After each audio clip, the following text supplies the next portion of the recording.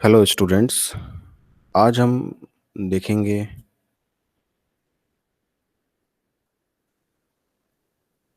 सिंक्रोमैस gears. आइए चलते हैं स्क्रीन की तरफ, जहां आप लोग देखेंगे सिंक्रोमैस गियर्स या सिंक्रोमैस यूनिट्स कैसी होती है उसको। आइए देखते हैं।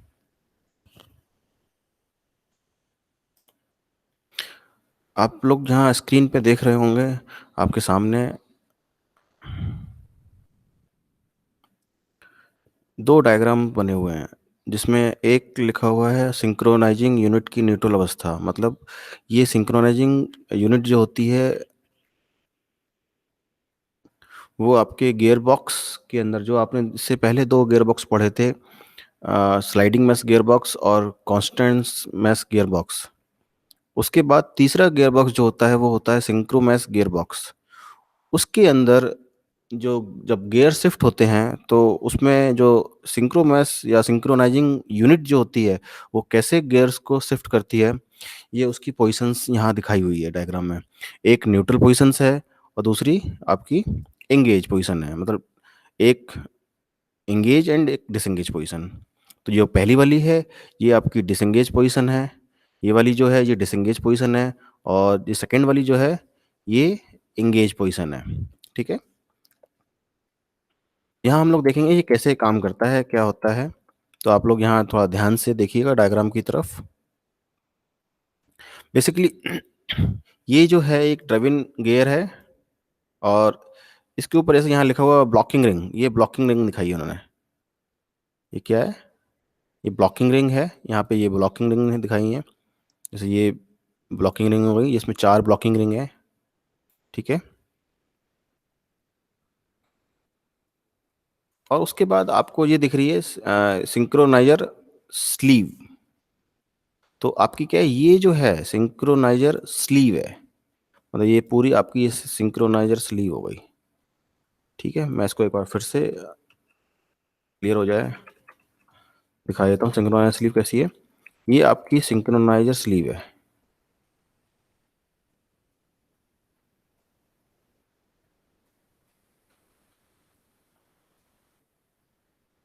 ठीक है, ये आपकी सिंक्रोनाइजर स्लीव है। ठीक है। अब देखिए ये कैसे काम करता है। इसके बीच में इन्होंने ये दिया हुआ है हब। ये हब हो गया।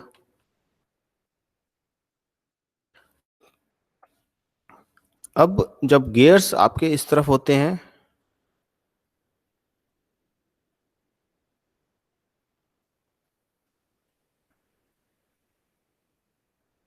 सॉरी,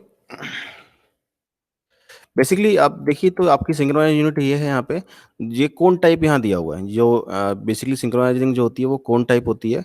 और यहाँ पे जब क्या होता है, जब हम ड्राइवर जो होता है, जो जब गियर लीवर को शिफ्ट करता है गियर डालने के लिए, तो आपकी ये स्लीव जो है, बेसिकली ये स्लीव जो है, ये स्लीव जो दिखाई हुई है यहाँ पे, ये शिफ्ट होती है लेफ्ट या राइट। जैसे आपने मान लीजिए फर्स्ट गियर डाला, तो ये राइट की तरफ अगर मूव कर रही है तो ये इस गियर के साथ एंगेज हो जाएगी। ये एक रिंग है। ये आपकी यहाँ जाके इसमें ये रिंग है, इसमें जाके ये फंस जाती है, मैश हो जाती है, एंगेज हो जाती है। ठीक है। तो यहाँ पे क्या होगा, इसके साथ एंगेज हो जाएगी। अगर यहाँ पे हम देखें तो ये देखिए, अगर इसको हमने राइट साइड में दिखाया हुआ है यहाँ पे, एंगेज पोजीशन में क्या है, देखिए ये स्लीव जो है, ये स्लीव जो है आपकी शिफ्ट हो गई है, पूरी पूरी स्लीव आपकी शिफ्ट हो गई है राइट साइड में। लेकिन जो आपका ड्रिवन गियर जो हैगा, बेसिकली ये ड्रिवन गियर जो है, ये अपनी जगह पोजीशन पे फिक्स है। इसको कहीं भी मूव नहीं मिल रहा है। ये अपने मूवमेंट में नहीं है, ये सिर्फ अपनी जगह पे ही रोटेट कर रहे हैं। ठीक है। आपकी जो सिंक्रोनाइज स्लीव है ये आपकी शिफ्ट होती है लेफ्ट साइड में या राइट साइड में, depending upon gear shifting by driver. ठीक है। तो यहाँ पे क्या है, ये देखिए यहाँ पे आप बहुत ध्यान से देखेंगे तो आप लोग ये जो गैप बीच में आ रहा है, यहाँ पे जो गैप है न्यूट्रल पोजीशन में और एंगेज पोजीशन में, ये गैप यहाँ पे देखिए खत्म हो जाता है। और ये टेपर जो लाइन, यहाँ दो लाइनें टेपर आपको दिखाई दे रही हैं, यहाँ देखिए दो लाइनें टेपर दिखाई दे रही हैं। यहाँ पे ये टेपर लाइन बिल्कुल एक दूसरे से मैच कर जाती है और ये सिंगल लाइन बन जाती है। मतलब कोन टाइप है। कोन एक आप जैसे कोन कहें, शंकु जैसा होता है, हिंदी में उसको शंकु कहते हैं कोन को। तो वो जो है शंकु, एक के ऊपर एक शंकु बैठाएं तो वो सेम साइज के अगर हैं तो वो एक दूसरे को कवर कर लेते हैं और लाइन उसकी बिल्कुल मैच कर जाती है आपस में। तो ऐसे ही यहाँ पर भी उन्होंने दिखाया है डायग्राम में कि ये यहाँ पे मैच कर गए एक दूसरे से, और ये अपनी ग्रिप को मजबूत कर लेता है, जिससे कि जो पावर आपकी क्लच से आ रही थी वो गियर की मेन शाफ्ट, काउंटर शाफ्ट से होते हुए मेन शाफ्ट में आती है। मेन शाफ्ट में कैसे आती है, ये आपका जो है सिंक्रोमैस या सिंक्रोनाइज स्लीव जो है वो आपकी एंगेज कर देती है और आगे पावर चली जाती है, गियर से होती हुई आगे आउटपुट मतलब बाहर की तरफ प्रोपेलर शाफ्ट को चली जाती है। ठीक है, ऐसे ही यहाँ पे अगर हम लेफ्ट साइड में भी करते हैं तो ये क्या है, लेफ्ट साइड का जो गियर है मान लीजिएगा राइट साइड का गियर फर्स्ट है और लेफ्ट साइड का गियर सेकंड है, हम स्लीव को सेकंड की तरफ स्लीव करेंगे, इस तरफ स्लीव को शिफ्ट करेंगे तो ये यहाँ पे इसके साथ मैच हो जाएगी। ठीक है, तो यहाँ पे फिर ये सेकंड गियर एंगेज हो जाएगा, ये फर्स्ट गियर हट जाएगा, सेकंड गियर एंगेज हो जाएगा।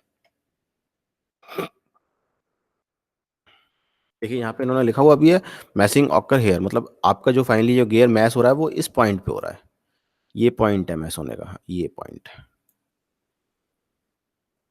पॉइंट आपका मैच होने का है, ये पॉइंट मैच हो रहा है जिसकी वजह से आपकी पावर आपको बाहर प्रोपेलर शाफ्ट पे जा रही है। ठीक है, तो ये आपकी सिंक्रोमैस पेयर की जो स्लीव्स होती हैं, सिंक्रोनाइजर स्लीव्स बोलते हैं या सिंक्रोनाइजर रिंग भी बोलते हैं इनको, है तो ये आपकी इस तरह से वर्क करती है और इसका डायग्राम आपको जैसा आपको यहाँ दिखाई दे रहा है आपको वैसे ही बनाना है। अब चलते हैं नेक्स्ट की तरफ। ये आप लोग कल आप लोगों ने पढ़ा था, लास्ट लेक्चर में पढ़ा था rack and pinion and एक्करमैन angle. अब हम पढ़ेंगे यूनिवर्सल जॉइंट। देखिए ये आपका यूनिवर्सल जॉइंट है, ये आपका जो है ये यूनिवर्सल जॉइंट है।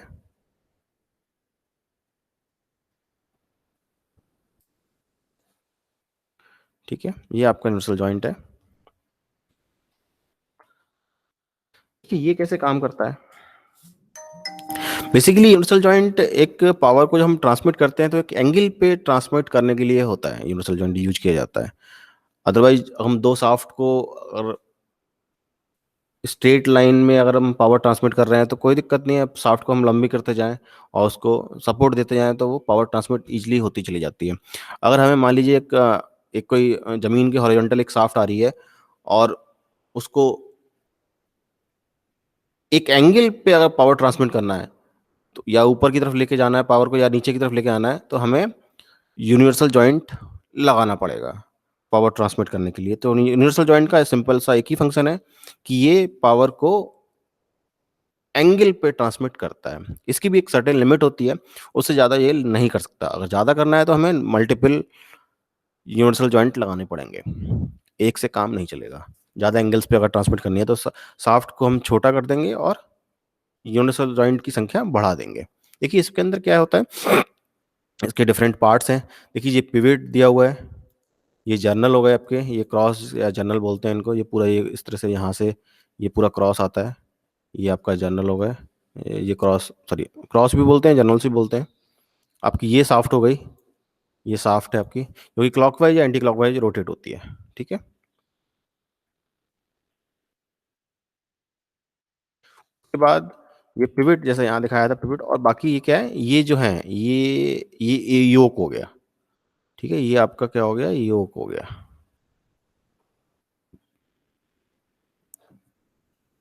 ये योक हो गया, ये दो योक होते हैं, दोनों आपस में क्रॉस या जर्नल्स के थ्रू कनेक्ट रहते हैं। और ये आपको जैसे मैं बताया ये साफ्ट है जो कि योक के साथ कनेक्टेड है। ठीक है, देखिए यहाँ पे इन्होंने एरो से दिखाया हुआ भी ये कैसे मूव काम करता है, मूव या मूव कैसे करता है। अब ये योक है तो ये कैसे काम करेगा, ये जैसे यहाँ पे इन्होंने बना के दिखाया हुआ है ये एरो। ठीक है,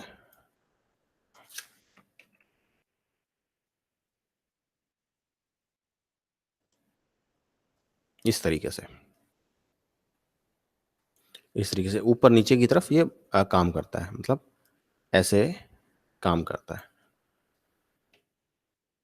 इस तरह से हम इसको एंगल पे हम पावर को ट्रांसमिट कर सकते हैं। ऐसे ही ये साइड है, ये आपकी ऐसे मूव करेगी, जैसे यहाँ पे एरो से उन्होंने दिखाया हुआ है इस तरीके से। ठीक है, इस तरीके से ये मूव करेगी। तो इसका सिर्फ यही फंक्शन है, एंगल पे पावर ट्रांसमिट करना। तो मैं समझता हूँ आप लोगों को ये भी समझ में आ गया होगा।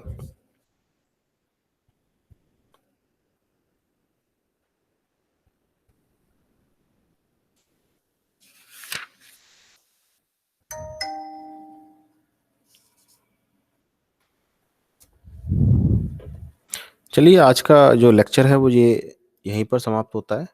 हम चलते हैं अगले लेक्चर की तरफ,